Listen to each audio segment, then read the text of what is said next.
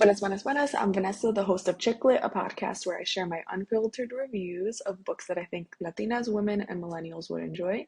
Please subscribe and follow me on Instagram, TikTok, Spotify, and YouTube at Chick Lit Podcast and enjoy today's episode on The Heaven and Earth Grocery Store by James McBride. There are 390 pages in the book. I didn't think this book was drawn out. There are some parts I skimmed that I'll get into more later in the Lo Malo portion, but I'm not mad at how long this book was, and you know how I am with long books. So the genres are historical fiction, mystery, African American, and Jewish. The author, James McBride, is an award-winning author, musician, and screenwriter. He wrote The Color of Water, which is considered an American classic, and spent more than 2 years on the New York Times bestseller list. His other book, Miracle on St. Anna, was turned into a film by Spike Lee with a script written by McBride.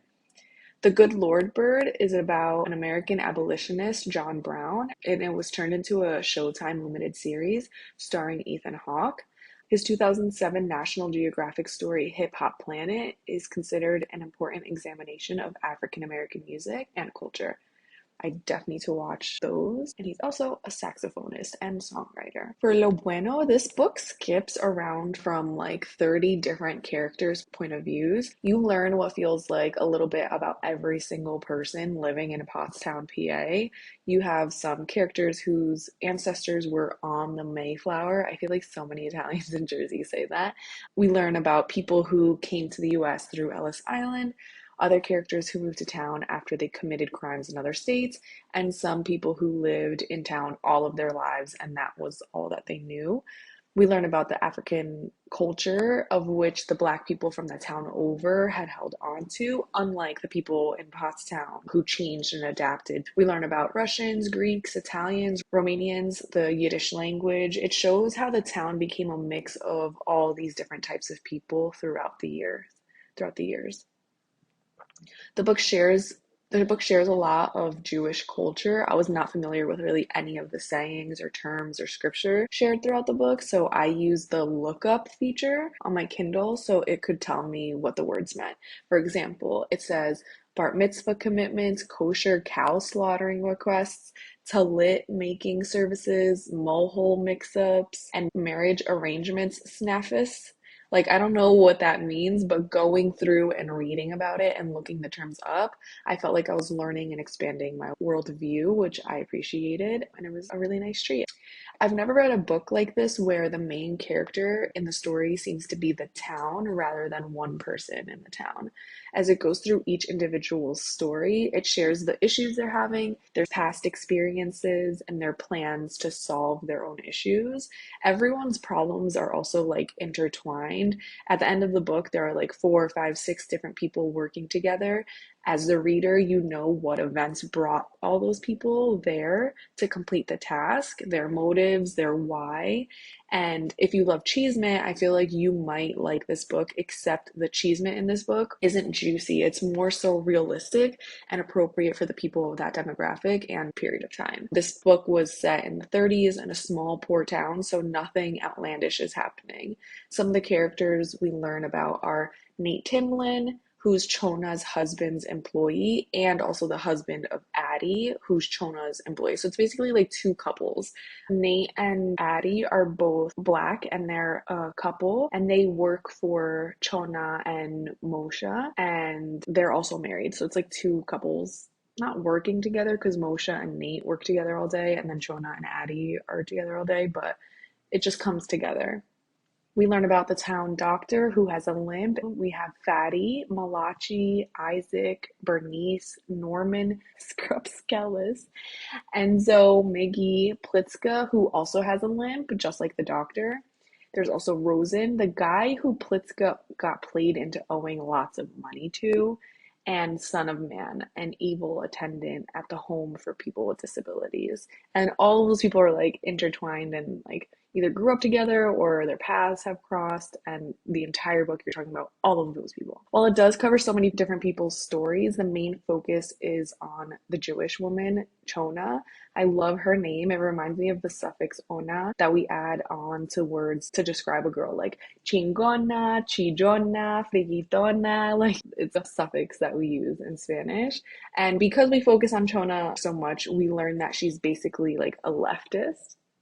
and does a lot of reading, has a lot of opinions, and takes a lot of action in her town to stand up for what's right, stand up against racism. She writes letters when there's injustices. She even wrote a letter that I think was published in the town paper where she complains about how the town doctor, who's supposed to serve Jewish and Black people, how he's known to walk in the town's KKK rallies because he has a limp. Like, even though they have those white hoods, like you still know it's a doctor because he's limping. Because this book was set in the 30s, it makes you really proud of Chona because it was during a time where women weren't encouraged to like participate in society, and here she is shaking shit up.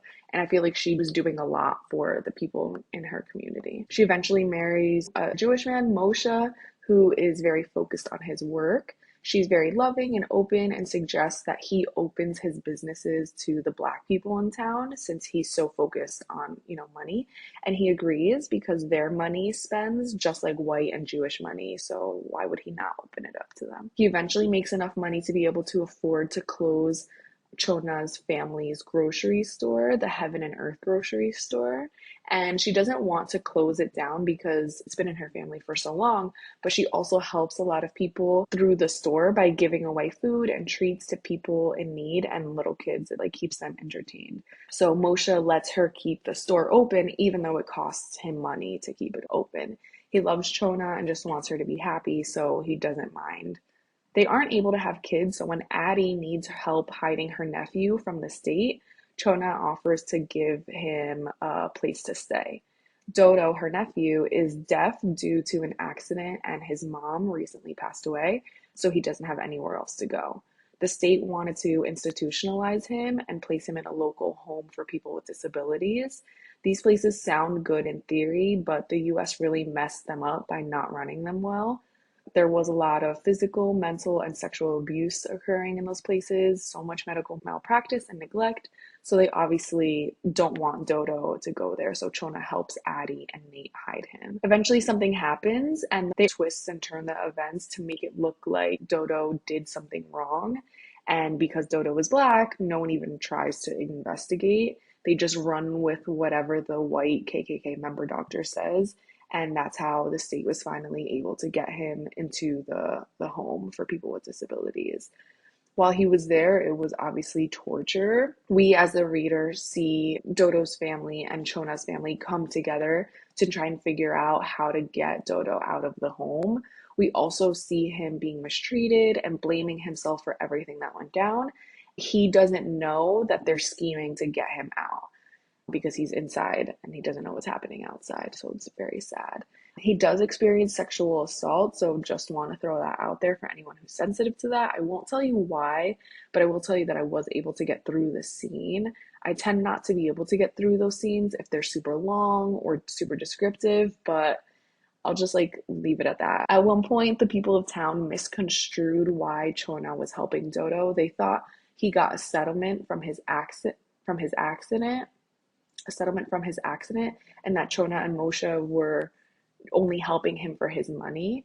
There wasn't too much bochinche in the book, which is kind of like chisme, but it's false or cruel. And I feel like this was a good lesson for people reading the book. Like, we know what actually happened, and we were given an example of what happens when people who have no idea just start assuming and spreading information, thinking it's accurate when really like it couldn't be further from the truth. And I found myself very defensive of Chona because they weren't helping him for money. She was a nice white lady who wanted to help her friend out. Another thing I really liked was all of the weird sayings that I think are specific to the time period, or maybe just the time period allowed people to say weird things. Like, for example, someone asked someone a question, and instead of just saying no, they said, "Do a dog know it's Christmas?" And it's like, no, a dog doesn't know it's Christmas. So it's like, why are you like this? And then like when someone woke up hungover, they said, "I woke up the next morning feeling like the South Carolina marching band was banging my head." Like, excuse me, like I feel like it added a lot of fun and lightness to the otherwise like sad and dreary storyline. For the chisme, Dodo had to play dumb in order to be safe from being mistreated, like even worse than he was, in the home for people with disabilities. Today, people with disabilities often face significant barriers in finding and keeping quality, affordable housing that meets their accessibility needs and allows them to receive in-home support services. There's often a significant shortage of suitable housing options for people with mental disabilities, leading to waiting lists and competition for placements. Affordability can be a major hurdle as specialized housing might be expensive and there aren't a lot of jobs available for individuals with disabilities. Access to mental health services, medication management, and assistance with daily tasks is essential for residents' well-being and independent living. So for more context on what those homes were like back in the day, I would suggest the Netflix show called Ratched. Sarah Paulson and Sophie Okonedo were geniuses. The show is a little creepy and scary, but just watch it while the sun is out. One of my other favorite movies of all times is Girl Interrupted, and that also does a really good job of showing just how ineffective and harmful homes for people with disabilities or mental health conditions were back in the day. And I say all that to say that we need to reallocate our country's funds to support people who are most vulnerable rather than what we're currently doing. For the Lo Malo portion, I personally don't like giving KKK people a platform. I hated the KKK member, the doctor in the book. I hated that he had his own point of view. We learn about his feelings, his thoughts, and how stupid and racist he is. I just don't think it's necessary when writing a book about and for Black and Jewish people. It just reminds me of this book called Lilac Girls that follows three women from World War II, one of them being a Nazi. And I just don't know that we need to be like humanizing these people in leisurely books. I do think it's important that we know how they became KKK members or like Nazis. Like, I understand that point, but the doctor says that the KKK meetings were more like hobby club gatherings than actual fire and brimstone events. And that's how these types of groups get these people. It gives them a sense of belonging and safety where they feel like people of the global majority are taking over and will treat white people the way that white people have always treated them. So I just don't know that we need to read books for fun from KKK members of Nazis. I don't see the value. If you see the value, feel free to let me know. It was very unexpected to be like 70% through a book and you're still learning about the characters and getting background story. This is where I skimmed a little bit, which I don't recommend because everyone is connected in the town, so you might miss some information if you're skimming. I just wanted to know about the 6 or 7, however many people that were trying to get Dodo out of the institution. I wanted to know about those core people, not these random guys that led up to this one thing. I really only skimmed like 10 pages though, so it wasn't that big of a deal. Other books by James McBride that I want to read is The Color of Water, which I mentioned earlier, and The Good Lord Bird, the one about the American abolitionist, John Brown. Like, I want to read those books. If you like this episode, be sure to subscribe to the podcast and leave a review.